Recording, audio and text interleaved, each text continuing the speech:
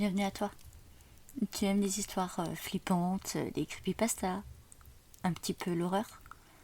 Viens, installe-toi avec moi auprès du feu. Par contre, prends un plaid, peut-être un cookie aussi, et viens découvrir une nouvelle histoire maléfique. Ce soir, j'ai froid. Je sors doucement, sans un bruit. Nous devenons trop nombreux ici. Aujourd'hui encore, une jeune fille est arrivée. Parfois nous le savons à l'avance, au bruit des cloches de l'église, mais nombreux arrivent en silence. Ce fut le cas pour elle. Je l'ai rencontrée à son arrivée, je lui ai demandé pourquoi elle était aussi jeune. Je n'aime pas ça, les personnes trop jeunes.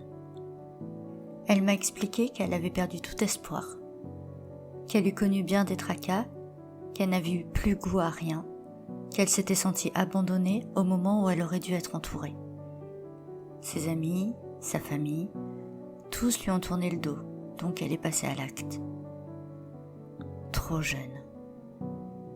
J'ai promis de repasser une nuit pour lui tenir compagnie, mais pas ce soir. Ce soir, j'ai beaucoup à faire. Je le sens tout au fond de moi. Mon cœur se serre. Je passe les hautes grilles et marche en silence. Tout est calme, tout est noir. Je continue sur quelques kilomètres. Je sais que c'est pour bientôt.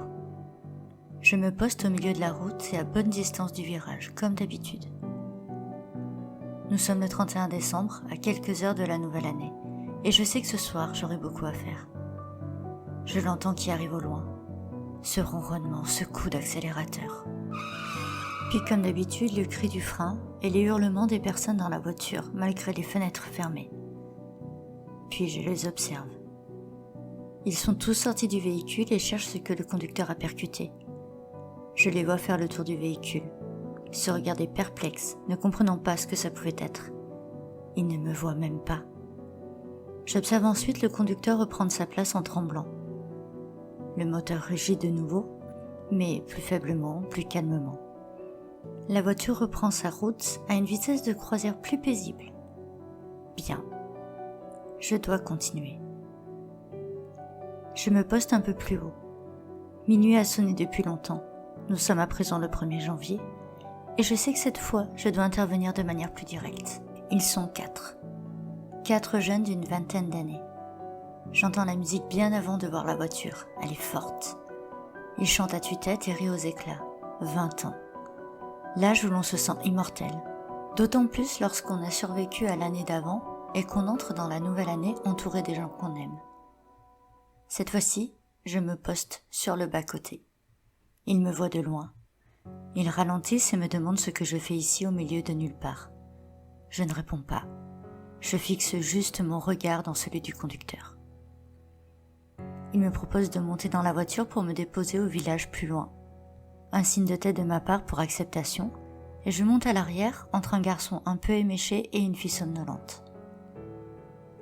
La voiture repart, un peu trop brusquement, trop rapidement.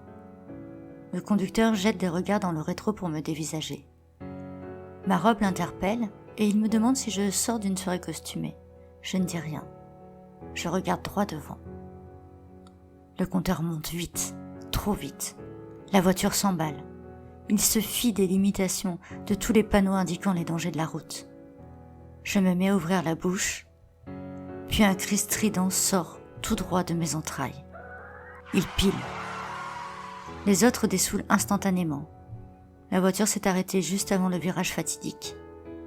Je vois le conducteur se retourner, mais je ne suis déjà plus là. Je les vois tous, pris de panique, se demandant comment j'ai fait pour disparaître. J'entends la jeune fille qui était à côté de moi quelques minutes auparavant se mettre à pleurer. Ce soir, ce sera la seule à verser des larmes. Demain, leurs parents les trouveront en train de dormir au fond de leur lit et je ne serai qu'un simple rêve d'alcoolique, un souvenir à la fois déplaisant et effrayant pour cette bande d'amis. Ça y est, je suis lasse. J'ai fait de mon mieux pour cette nuit. Je vais pouvoir rentrer. Je marche doucement. Le vent s'est levé, mais je ne le sens pas sur mes joues. Je ne sens que le froid, qui m'envahit petit à petit, comme si des ronces prenaient place dans tout mon corps. Je passe de nouveau les hôtes gris. J'ai évité de nouvelles tombes dans mon cimetière. Je m'installe finalement sur celle de la jeune fille qui est arrivée ce matin. Nous discutons un peu de sa vie d'avant, du monde des vivants. Puis avant de partir, elle me demande mon nom. Je ne sais plus. Je ne connais pas mon prénom. Mais dans le monde des vivants d'où tu viens, on me nomme la Dame Blanche.